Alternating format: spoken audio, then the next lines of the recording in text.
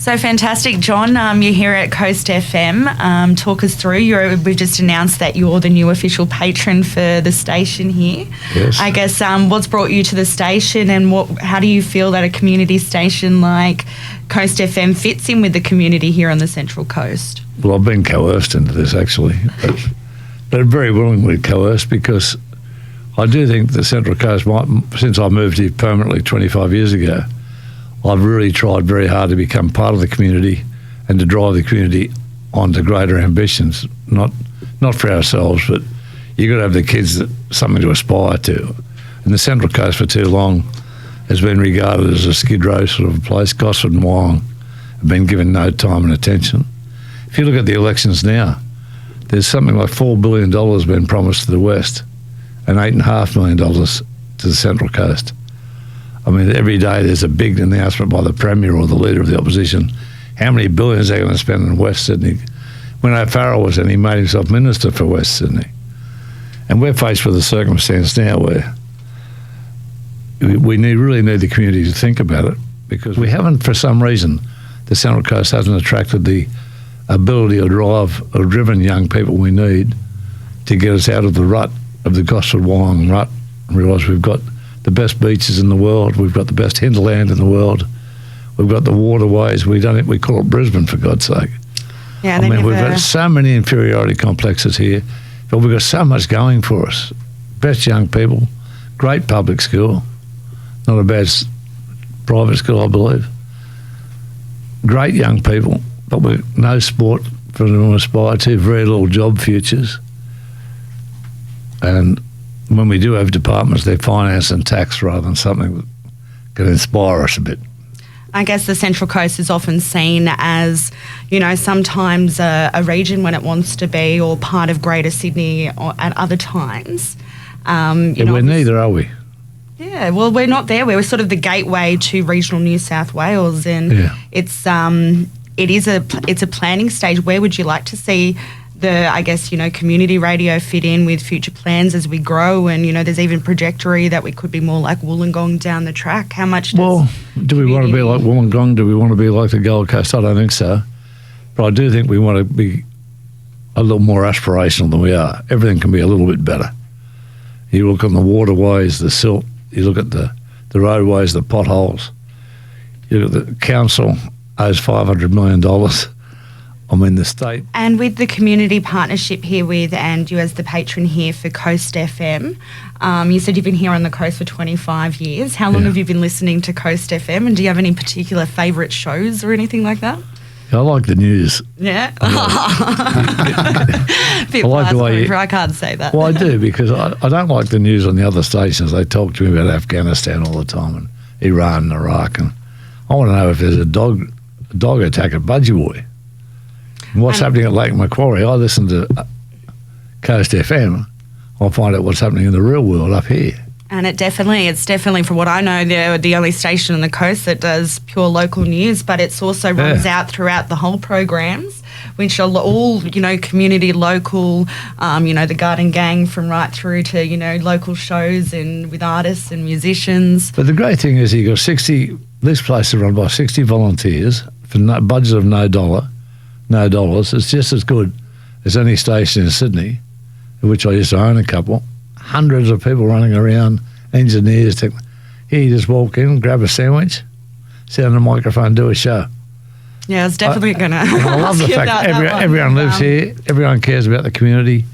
No one's doing it for a big quid. They're all doing it because we all do want to make this place a little bit better. And I think it's the passion for that community, and you can hear it as well from what you're talking about, making the Central Coast. But where do we hear it from our leaders? When does Perrottet mention the Central Coast? When does Minns mention it? A community station competing with a commercial station run on volunteers is a huge achievement for the guys here. I think so. How does one compete? I guess, local. Well, you're doing it now. Yeah. You're doing it. Yeah. We'll move forward into this. Well, when Macquarie Radio, GB and CH, I looked at buying Star when it was for sale a couple of years ago. And you look at Star FM, the reason we didn't buy it, I didn't go on with how much or any details, was the fact that we had great audience in Sydney from little old 2CH, let alone 2GB, didn't need Star. And when I looked at the strength of the community stations up here, there were 3 of them. Why, I don't know, but good on us. Good on us. And they got, so you knock out 15, 20% of your audience with the regional.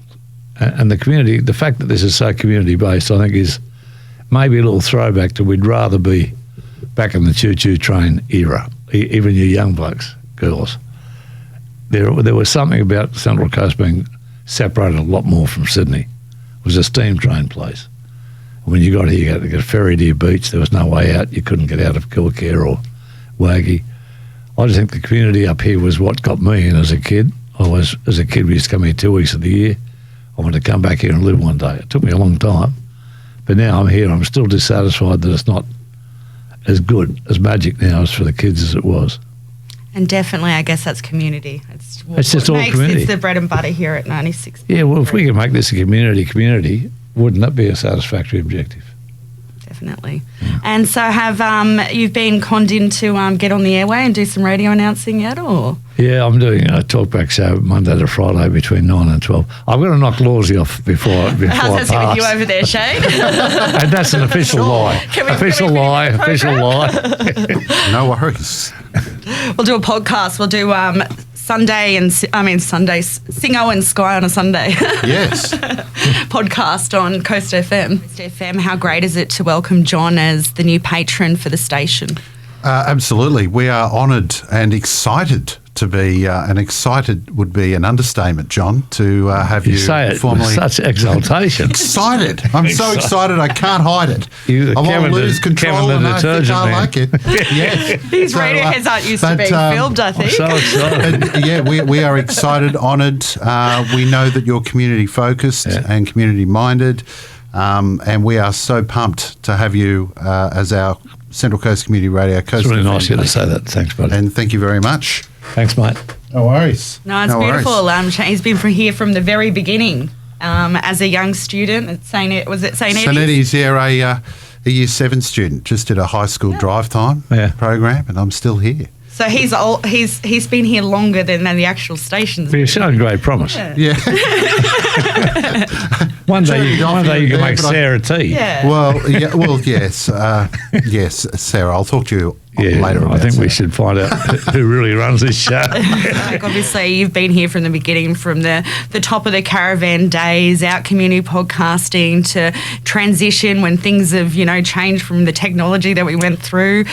How great, and like to have that community still there after 30 years. We've certainly come a long way in 31 years that I've been here. I remember the days of our Niagara Park setup. Then we were at the caravan.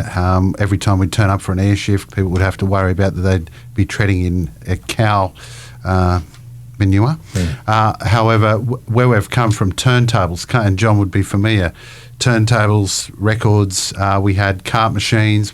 We were down to one cart on the air. We couldn't ring out. We couldn't afford the phone bill. We'd have to actually get on the air and say, John, if you're listening in, mate, can you give me a call? We're out of coffee or something like that. So if an issue arose, we actually had to get on the air. So to come to the premises that we have now even is huge. We have been successful, and it's really about community engagement. Getting out there in the community, playing the songs that they know and love, identifying our opposition, working out what they're not doing, and we're catering for that as well, and having a real sense of presence in the community. So we've come a long way in 31 years, and I'm extremely proud. You should be, mate. And also, it goes without saying that the 60 members of the on-air team here and the presenters from the station manager all the way down, the social media team, every single person here in the organisation is dedicated to the cause. It's family. It's the community. Yep, that's it. Very emotional. Very emotional. Got some tissues here. But we're on behalf of the board and as chairman, on behalf of the board and the members of the association, John, we are absolutely thrilled to have you as our patron. I'll try and make a contribution. I'm sure you will.